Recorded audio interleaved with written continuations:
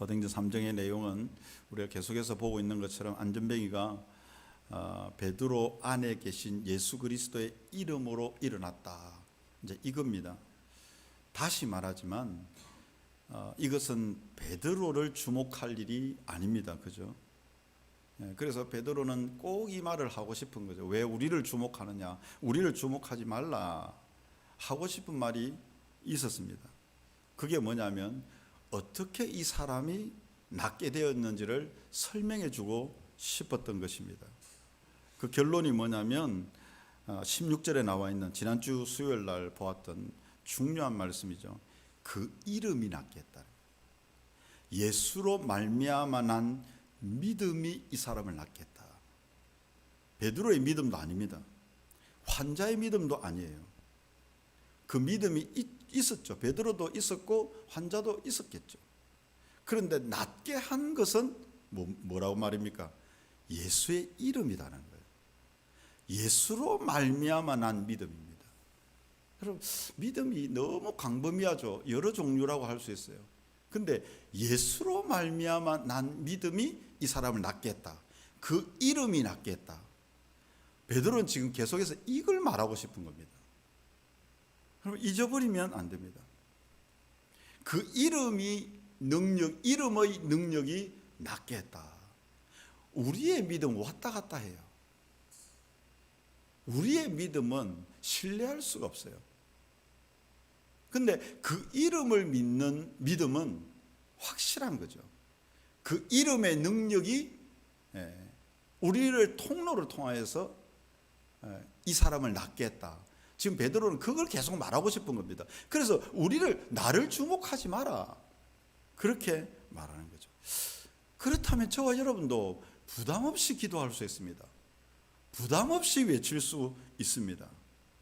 그 이름의 능력을 선포할 수 있다는 겁니다. 우리는 통로만 된다는 거죠. 그래서 우리는 그 이름을 의지하여 선포하고 또 기대할 수 있습니다. 하나님이 그 이름의 능력이 나타나면 응답의 역사가 일어나는 거죠. 여러분, 기도 응답 받아보셨고 기도해 보셨고,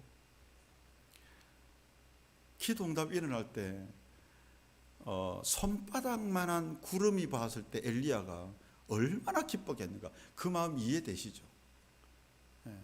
아주 자그맣게 보이는, 남들은 그 우연이지 뭐, 별것 아니지 뭐, 그럴 수도 있지 뭐, 이렇게 말할 수 있지만 기도한 사람은 그게 얼마나 기쁜지 몰라요. 그래서 요한복음 16장에도 보면 예수님께서 기도와 기쁨을 항상 같이 이야기합니다. 기도한 사람이 내 기쁨을 안다. 기도하는 자에게 기쁨이 충만하리라. 이렇게 말씀하는 거죠. 내가 그 이름의 통로가 되었을 때에 얼마나 놀라운지 모릅니다. 그래서 가능하면 기도하면 응답이 되면 얼마나 좋은지 모릅니다. 잘 그렇게 안 될 때도 있지만, 여러분, 안 되면 그 이름의 뜻이 아닌 거죠. 내가 실패한 게 아닙니다. 이거는 그 이름의 능력이 나타나야 된다라고 하는 겁니다. 그리고 이어지는 말씀인데, 오늘 본문에는 이 사람들이 솔로몬 행각에 다 모였잖아요. 모였을 때에 베드로가 이제 진짜 하고 싶은 말을 하는 겁니다. 안전뱅이가 낫게 된 것보다 더 중요한 게 있다. 그걸 말하고 싶은 거예요. 그게 뭐냐면 복음입니다. 한마디로 말하면 예수입니다. 안전뱅이가 낫게 된 것보다 더 중요한 것은 예수 이름을 들어야 된다. 예수가 누구인지를 들어야 된다. 그것을 말하고 싶어요. 베드로는 정말 그걸 말하고 싶어요. 사람들이 막 물이 떼온 거, 그런 거 중요하지 않아요. 이 환자가 나은 것, 안전뱅이가 이래서 그거 중요하지 않아요. 그것은 도구에 불과하고, 진짜 말하고 싶은 것은 복음을 말하고 싶은 것입니다.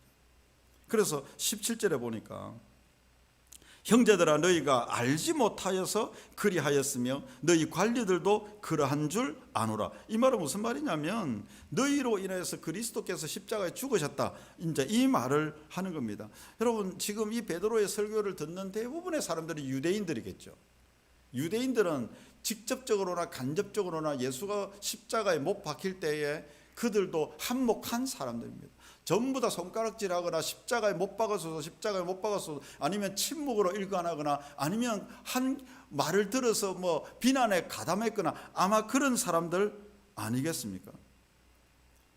그런데 베드로는 이것을 뭐라고 이야기를 하냐면 너희가 알지 못해서 그런 줄로 안다, 이렇게 말하는 겁니다.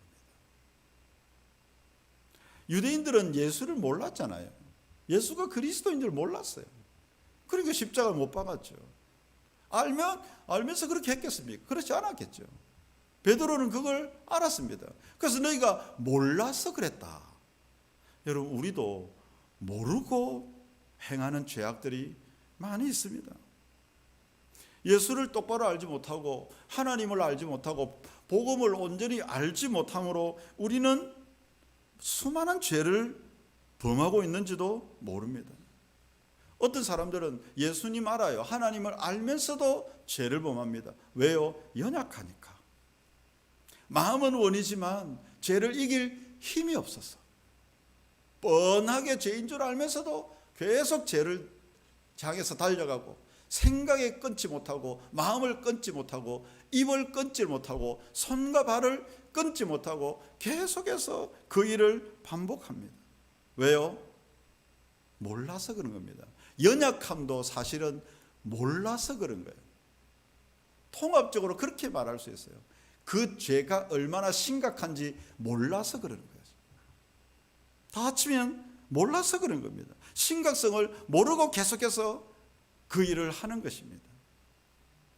그런데 하나님은 뭐라고 말씀하시냐면 너희의 연약함을 안다라는 거죠. 네가 모를 줄을 안다라는 거죠. 18절 한번 보시면 그러나 하나님이 모든 선지자의 입을 통하여 자기의 그리스도께서 고난받으실 일을 미리 알게 하신 것을 이와 같이 이루셨느니라. 유대인들이 모를 모든 것들을 알았어요. 마치 뭐가 지금 출애굽기 계속하고 있잖아요. 이스라엘 백성들 그리고 바로 왕이 하나님의 재앙을 아무리 해도 그들이 보내지 않고 마음이 완악해질 것을 이미 아셨다. 하나님은 이미 아셨다. 그렇게 말하는 것처럼 유대인들 하나님을 안다고 하는 그들이 그리스도를 보내도 선지자들을 통해서 아무리 말을 하고 그렇게 해도 세례 요한을 통해서 이야기를 해도 그들이 모를 줄을 아셨다. 그렇게 말하는 것입니다. 여러분, 예수님께서 베드로를 향해서 또는 제자들을 향해서 이 제자들도 자기를 버리게 될 줄 다 아셨습니다. 가룟 유다가 팔 줄도 아셨습니다. 베드로도 3번이나 부인할 줄을 아셨습니다. 그래서 시험에 들지 않도록 깨어 기도하라 했지만 그것조차도 하지 못하는 것을 알고 계셨습니다. 그리고 결국에는 예수님이 십자가에 잡히시고 나중에는 베드로가 3번이나 부인한 것을 알고 닭이 울 때에 눈이 마주칠 때에 통곡하였잖아요. 그런데 이 부활하신 예수님이 베드로를 만나서 네가 나를 사랑하냐 3번 해가지고 다시 회복시키잖아요. 이 사람이 누굽니까? 베드로입니다. 지금 설교하는 사람이 누굽니까? 베드로입니다. 그 베드로가 이 베드로입니다. 그래서 유대인들에게 뭐라고 합니까? 너희들이 그럴 줄 아셨다, 이렇게 말하는 거예요. 넘어질 줄 아셨다. 괜찮다라는 거죠. 베드로가 그런 경험을 했기 때문에 너희들도 몰라서 그런 걸 내가 안다, 이렇게 말씀하는 것입니다. 여기서 중요한 한 가지 원리를 알 수 있습니다. 관용이나 용서나 이런 것들은 받아본 사람이 관용할 수 있어요. 용서를 받아본 사람이 용서를 할 수 있는 거죠. 상처 입은 치유자, 그런 말 있잖아요. 자기의 상처를 치유받은 사람이 그 자기와 같은 상처받은 자들을 더 많이 이해할 수 있는 것과 비슷한 것입니다. 여러분, 자녀들이 관용의 사람이 되기를 원한다면 지금 부모님으로부터 관용을 많이 받아봐야 됩니다. 넘어져도 일어나는 법을 배우려고 하면 부모로부터 그런 것들을 받을 수 있어야 됩니다. 여러분, 물론 그러나 하나님이 베드로도 마찬가지인데 이 관용을 베푸는 것이 그를 현재의 상태에 그대로 방치한다는 말은 아닙니다. 유대인들이 지금 몰라서 그랬다 이러면 그래 됐다 알았다 이렇게 방치로 끝나는 게 아니에요. 그래서 이제 19절에 보면 베드로가 이 말씀을 하는 거죠. 그러므로 어떻게 된다고? 너희가 회개하고 돌이켜 너희 죄 없이 함을 받으라. 이같이 하면 새롭게 되는 날이 주 앞으로 이를 것이라. 멈춰 있으면 안 된다는 거예요. 연약한 상태로 주저앉아 있으면 안 된다는 거예요. 죄의 자리에 계속 있으면 안 된다는 거예요. 어떻게 해야 됩니까? 한 발짝 더 나아가야 됩니다. 너희가 회개하고 돌이켜야 된다. 그리고 죄 사함을 받아야 된다. 베드로가 말하는 관용의 목표는 그냥 관용이 아니고 그냥 용서가 아니고 그냥 괜찮다가 아니고 방치가 아니고 그리스도를 만나게 되는 어떤 그런 길이 되는 것입니다. 그분께로 인도하는 그런 길이 되는 것입니다. 그냥 우리가 사람들을 용납하고 섬기고 사랑하고 용납해주고 용서해주고 이해하고 받아들여주는 이유가 내가 사람이 좋아서가 아니라는 거예요. 그 목적은 뭐냐면 그리스도께 인도하기 위한 거예요. 우리의 관용과 용서의 목표는요, 저들로 하여금 죄가 회개하고 그리고 죄 사함을 받고 새롭게 되는 날을 소개하기 위해, 복음을 소개하기 위한 것입니다. 그래서 가장 첫 번째 단계가 뭐냐면 회개입니다. 회개. 앞에 2장에서도 베드로가 똑같은 상황에서 뭐라고 합니까? 회개하고 죄 사함을 받으면 성령, 회개하고 세례를 받고 죄 사함을 받으면 성령을 선물로 받으리라 이렇게 말했고, 지금 4장에서는 회개하고 그리고 돌이키고 죄 없이 함을 받으면 새롭게 되는 날이 있을 것이라 이렇게 말해요. 중요한 것은 가장 먼저는 항상 뭐였습니까? 회개하는 겁니다. 회개라는 헬라어는 메타노에오인데 이것은 여러 가지 의미가 있을 수도 있는데 좀 종합해 보면 이렇습니다. 나중에 알아차리다 이런 의미가 있거든. 메타노에오, 나중에 알다, 나중에 지각하다, 그게 또 후회하다 이런 뜻들이 있어요. 그러니까 나중에 이것을 잘못을 알고 다시 후회하는 마음을 가지는 거예요. 그리고 거기서 멈추지 않고 새롭게 변화되는 것까지 이야기를 하는 겁니다. 그러기 위해서 첫 단계가 뭐냐면 죄로부터 돌아서는 겁니다. 저는 이 회개라는 단어를 예수님과 세례요한이 제일 먼저 그들이 예수님을 알기도 전에 제일 먼저 쓴 단어가 뭐냐면 회개하라 천국이 가까웠다예요. 예수님을 알기도 전에 세례요한도 마찬가지고 예수님도 마찬가지예요.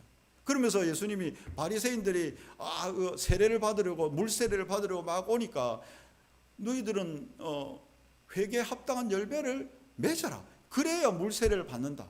그거 어떻게 회개에 합당한 열매를 맺습니까? 그러니까 군인은 강탈하에서 무엇인가를 뺏지 말고 두 벌옷 가진 사람은 한 벌을 나눠주고 그리고 세금 거두는 사람은 올바른 세금만 거두라 이 말이거든요. 회개가 먼저 있어야 된다는 거예요. 잘못을 먼저 돌이켜야 된다는 거예요. 그렇게 해야 죄 사함을 받는 그리스도를 만날 수 있다라고 하는 것입니다. 이게 동시에 일어날 수도 있고 어떤 사람은 예수님을 믿고 회개를 할 수도 있고 또 어떤 사람은 죄를 먼저 내가 이렇게 해서는 하나님을 만날 수 없지 그리고 삶을 청산하고 그리고 예수님을 만날 수가 있기도 하다는 거예요. 여러 가지 다양할 수 있습니다. 그런데 분명한 것은 뭐가 있어야 됩니까? 회개가 있어야 된다는 것이죠. 잘못을 알고 감정적으로 후회하고 의지적으로 그 길을 가지 않아야 됩니다. 그리고 죄사함을 받는 유일한 길은 뭐냐면 그리스도를 믿어야 된다. 여러분 세상 사람들도요, 두 벌 옷가집에 한 벌 나눠줄 줄 알고 자기의 잘못을 이야기할 줄 알고 막 그렇습니다. 근데 그거로 끝이면 안 되고 죄 사함을 받아야 됩니다. 그것은 오직 그리스도를 믿는 방법밖에 없다. 그렇게 말씀합니다. 그렇게 할 때 죄 사함을 받고, 앞에 2장에서는 성령을 선물로 받는다 그랬고 지금 4장에서는 새롭게 되는 날이 이를 것이다. 이렇게 말씀하는 것입니다. 우리가 그리스도께로 돌아가게 될 때에 새롭게 되는 날이 있습니다. 이 새롭게 되는 날은 성령님과 무관하지 않습니다. 성령님이 우리 안에서 그때부터는 주장하시기 때문에 새 마음, 새 생각, 새 말, 새로운 옷을 입게 되는 것입니다. 진정한 새로움은 성령 안에서 경험할 수가 있는 것입니다. 그래서 고린도서 5장 17절에도 누구든지 그리스도 안에 있으면 뭐요? 새로운 피조물이라. 이전 것은 지나갔으니 보라 새 것이 되었도다. 핵심은 뭡니까? 그리스도 안에 있으면. 여러분, 그리스도 안에서 날마다 새롭게 되기를 축복합니다. 어제 것은 어제 것이고 지나간 것은 지나간 것이고 그리스도 안에는 새롭게 되는 날이다. 새 날이다. 그렇게 말씀합니다. 이 새롭게 되다가 영어 성경에 보니까 뭐라고 되어 있냐면 refreshment 이렇게 되어 있어요. refresh 이 말 좋아하죠. 전 이 말 참 좋아합니다. refresh 된다. 날마다 refresh 된다. 이 반대되는 느낌의 단어가 뭐 하여튼 뭐 매너리즘 이런 거 아니겠어요? 새로움이 없는 거죠. 신선함이 없고 크게 쩔어 있는 겁니다. 과거에 쩔어 있고 형식에 쩔어 있고 율법에 쩔어 있는 거예요. 새로움이 없는 거예요. 새로움. 성령이 임하면 회개하고 죄사함을 받으면 특징이 뭐냐면 성령이 그 사람을 통치하게 되는, 성령이 임하면 모든 것들이 새롭게 느껴집니다. 새로운 생각들, 새로운 마음들, 새로운 말들, 매너리즘이 사라진다. 모든 날이 새 날이 되어진다. 이렇게 되어집니다. 여러분, 이걸 너무 기대하게 됩니다. 옛날에 그런 말을 자주 했어요. 맑고 밝고 가볍고 새롭게. 단어가 너무 좋습니다. 이게 자기 의지로 되는 것이 아니라 성령이 임하면 이렇게 새롭게 되어진다라고 하는 것입니다. 사랑하는 저와 여러분들이 그리스도 안에서 날마다 새로워지기를 축복합니다. 덩달아서 여러분들을 만나는 그 사람들이 매너리즘에 빠져 있다가 어두움에 빠져 있다가 어제와 똑같은 내일, 그래서 살 이유가 없어지는 거죠. 굳이 뭐 그때 죽으나 지금 죽으나 무슨 의미가 있겠냐 이런 생각이 들지 않겠어요?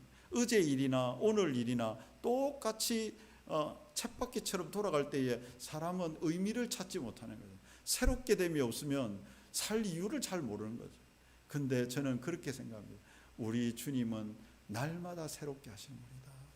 오늘 수요일과 다음 주 수요일이 또 다르고, 인간은 연약해서 자꾸 매너리즘과 나락으로 떨어집니다.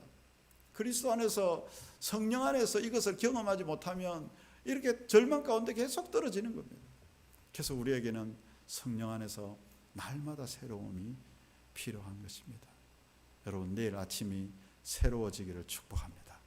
돌아오는 주일도 새로움으로 기대할 수 있는 저와 여러분들 다 되시고, 특별히 5월 달에는 가족과 함께 우리 다음 세대와 함께 새로운 것을 준비하는 그런 것들을 좀 준비해보는 그런 시간들이 되면 좋겠습니다.